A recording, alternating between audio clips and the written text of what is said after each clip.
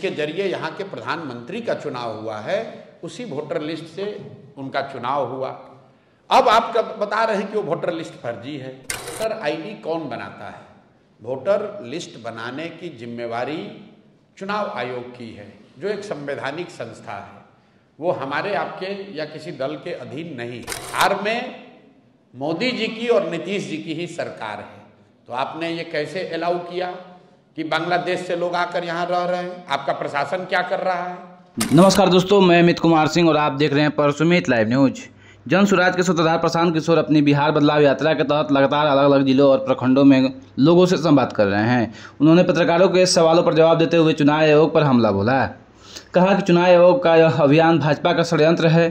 प्रशांत किशोर ने इस अभियान को लेकर बिहार और केंद्र सरकार पर गंभीर सवाल उठाए। कहा कि इसी वोटर लिस्ट से वोट लेकर मोदी जी 2024 में पीएम बन गए थे, और क्या चुनाव आयोग यह स्वीकार करेगा कि मोदी जी फर्जी वोटर लिस्ट से पीएम बने हैं? अगर नहीं तो फिर उसी वोटर लिस्ट से विधानसभा चुनाव कराने में क्या दिक्कत है? प्रशांत किशोर ने कहा कि असल में भाजपा डरी हुई है कि बिहार के लोगों को जन स्वराज के तौर पर एक विकास करने वाला विकल्प मिल गया है, इसलिए वो चाहती है कि समाज को, पिछड़े वर्गों के लोगों को परेशान किया जाए और जहां तक संभव हो उनका नाम वोटर लिस्ट से हटा दिया जाए। आइए देखिए क्या कह रहे हैं जन स्वराज के सूत्रधार प्रशांत किशोर जी वोटर लिस्ट पुनर्निरीक्षण के बारे में। देखिए, ये वोटर आईडी का जो बखेड़ा है, ये अभी शुरू हुआ है पिछले 2-3 हफ्तों से।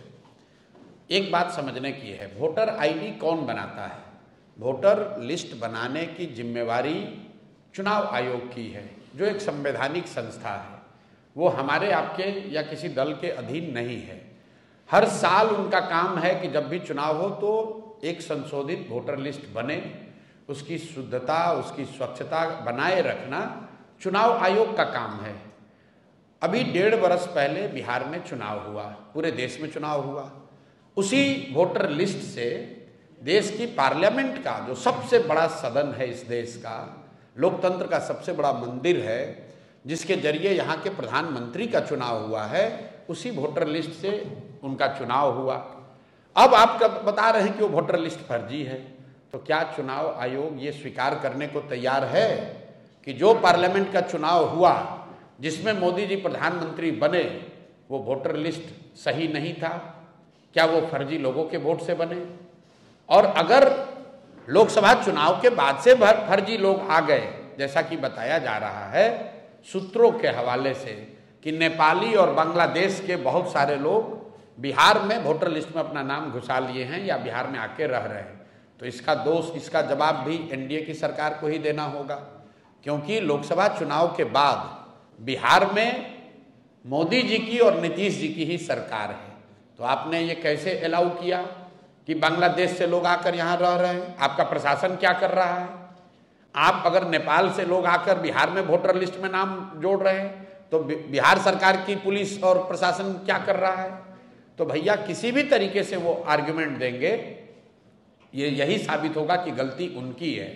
ये पूरा बखेड़ा इसलिए खड़ा किया गया है कि एनडीए को, सत्तारूढ़ दल को ये डर सता रहा है कि 30-35 बरस के बाद बिहार में लोगों को एक नया रास्ता दिख गया है, और खासकर उन लोगों को जो प्रवासी मजदूर हैं, जो गरीब हैं, जो इस व्यवस्था से के मारे हुए लोग हैं, जिनको इस व्यवस्था और इस भ्रष्टाचार से की वजह से जिनका जीना दूभर है, जो जानते हैं वो कभी भाजपा को, लालू को वोट नहीं देना चाहते हैं, अब लेकिन मजबूरी में देना पड़ता था, उनके सामने एक जन स्वराज का नया रास्ता, नया विकल्प मिल गया है।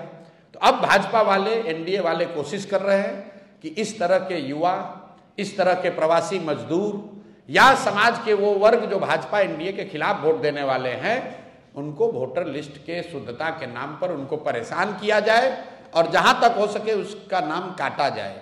मेरा आपके माध्यम से लोगों से एक अपील है, आप घबराइए नहीं, कोई चुनाव आयोग आपका नाम नहीं काट सकता है।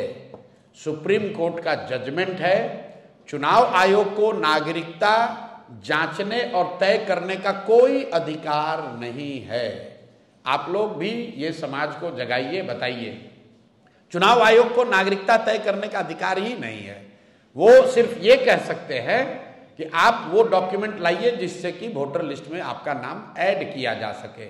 आपका नाम काटना, आपका राशन पानी बंद करना, आपकी सरकारी व्यवस्था से मिलने वाली मदद को बंद करना, ये चुनाव आयोग के अधिकार क्षेत्र के बाहर का बात है, तो थोड़ी परेशानी जरूर हो रही है, लेकिन लोकतंत्र है, इसमें लड़ना ही पड़ेगा। लड़कर लोगों को अपना हक लेना पड़ेगा और वोट का अधिकार सबसे बड़ा अधिकार है, इसको किसी को नहीं छोड़ना है।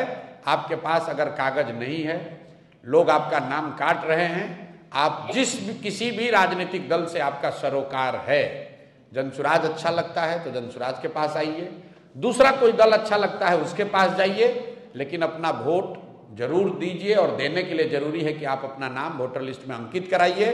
अगर आपकी पूरी क्षमता नहीं है तो जो राजनीतिक दल हैं वो आपकी आवाज बनेंगे, आपकी मदद करेंगे। बिहार का हर शहरी, हर नागरिक, उसकी जिम्मेवारी है कि वोटर लिस्ट में उसका नाम रहे, वो वोट करे, ताकि बिहार में लोकतंत्र को जिंदा रखा जाए और जो भाजपा और एनडीए के लोग चुनाव आयोग के जरिए पिछले दरवाजे से जीत हासिल करना चाहते हैं, उनके मंसूबों को कामयाब नहीं होने दिया जाए।